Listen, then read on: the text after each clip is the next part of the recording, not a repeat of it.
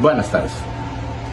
A mediados del siglo XIX México vivía una severa crisis. Se había perdido la mitad del territorio, las luchas intestinas por el poder habían debilitado las relaciones políticas a lo largo y ancho del país, y también los sucesivos presidentes con sus medidas habían profundizado la crisis económica.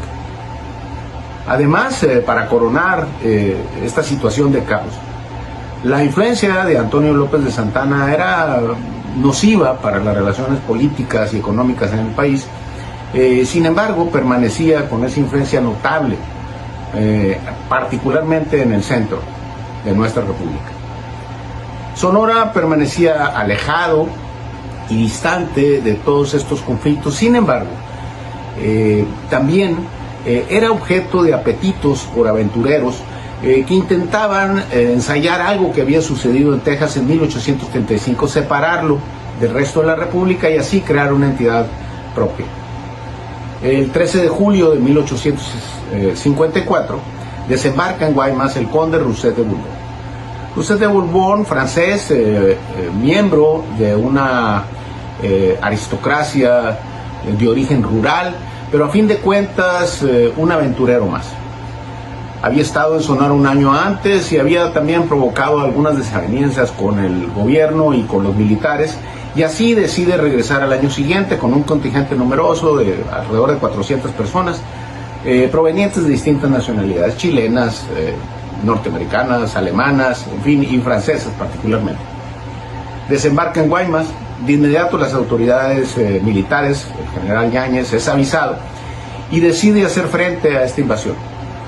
Sin embargo, aunado al ejército, que era efectivos no muy numeroso, se le suma a la población, pero particularmente un personaje muy interesante, Cayetano Navarro, que había sido prefecto, un hombre con una gran ascendencia social en Guaymas y en Sonora, y él convoca a la defensa y logra juntar un batallón muy importante, el batallón Urbanos de Guaymas, que no era más que gente que se dedicaba a otras actividades, pero de inmediato se sumaron a las acciones de defensa.